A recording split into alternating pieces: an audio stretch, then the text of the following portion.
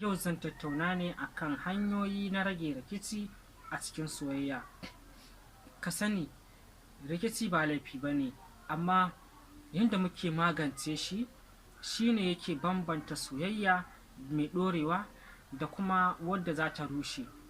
Na ɗaya dai, yana da kyau ka yi sauraro kafin ka yi magana. Rikici yana faruwa ne mafi yawanci a rashin sauraro. Kar ka tsallaka wajen faɗar ra'ayinka, ka saurari abokiyar rayuwarka da zuciya ɗaya. Ka fara fahimtar abin da take nufi kafin kai ka yi magana.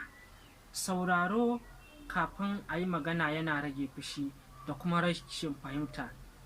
Na biyu, ka yi magana a cikin nutsuwa.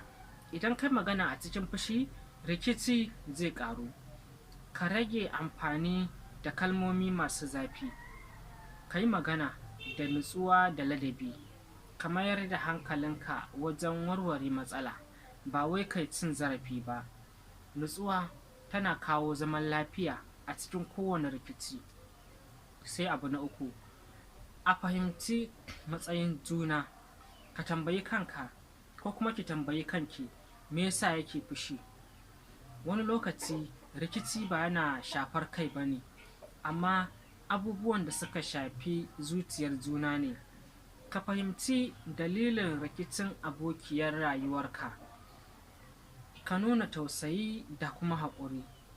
Fahimtar matsayin juna yana rage fushi da kuma zargi. Sai kuma abu na huɗu, ka kauce wa zargi da kuma cin zarafi. A lokacin rikici, mutane suna yawan yin zargi ko kuma cin zarafi. Ka guji cewa ke kullum haka kike ko kuma kai kullum haka kake. Ba a iya maka da ire-iren waɗannan, a guje su.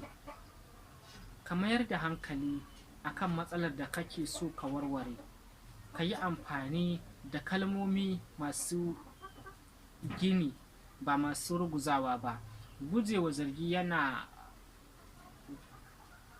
gujewa rikici yana haɓaka soyayya.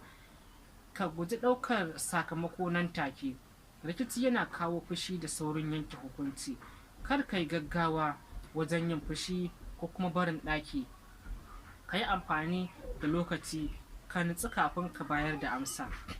Ka tuna cewa manufar shine warware matsala. Lokacin nutsuwa yana sa magance rikici cikin sauri. Sai abu na shida, ka yi haƙuri na ɗan lokaci. Ba wai duk rikici ne zai warware a lokaci guda ba. Ka ba wa kanka da abokin rayuwarka lokaci. Ka fahimci cewa wasu matsaloli suna buƙatar tunani mai zurfi. Ka yi haƙuri. Ka mayar da hankalinka akan gyara alaƙarku. Haƙuri yana haifar da ɗorewar soyayya. Sai abu na bakwai, ka koyi yin sulhu cikin girmamawa. Sulhu yana buƙatar girmama ra'ayi, yafe kurakurai waɗanda suka faru, karɓar kuskure cikin zuciya guda ɗaya. Sulhu wanda yake girmamawa yana ƙara zafin soyayya. Sai abu na takwas, ka nuna kulawa bayan rikici. Bayan an warware rikici, ka nuna damuwa da farin ciki. Ka yi abubuwa kaɗan don nuna soyayya. Ka tabbatar abokiyar rayuwarka tana jin cewa tana da muhimmanci.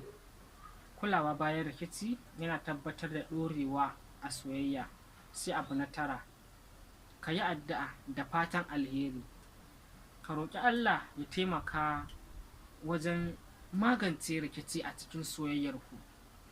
Addu'a tana kawo nutsuwa a cikin zuciya, tana ƙarfafa kyakkyawar dangantaka, tana nuna kulawa da zuciyar abokiyar rayuwa. Rikici da addu'a suna sa zaman lafiya mai ɗorewa. Kammalawa da saƙo mai muhimmanci, rikici baya kaucewa da soyayya, amma hanyoyi na rage rikici sun haɗa da ka yi sauraro kafin ka yi magana, a yi magana a cikin nutsuwa, a fahimci matsayin juna, a kaucewa zargi da kuma yin haƙuri na ɗan wani lokaci, a yi sulhu cikin girmamawa, a kula da juna kuma a dinga yin addu'a. Idan ana haka soyayya to za ta ƙara yin ƙarfi, za ta ɗore kuma za ta zamo tushe na farin ciki a rayuwa. To wannan kenan. Ku ci gaba da kasancewa tare da ni a cikin wannan channel ɗin mai albarka. In wannan ne zuwa na farko, ina buƙatar liking da subscription domin da an saka za a sanar da ku. Sai an jima a cikin shiri na gaba.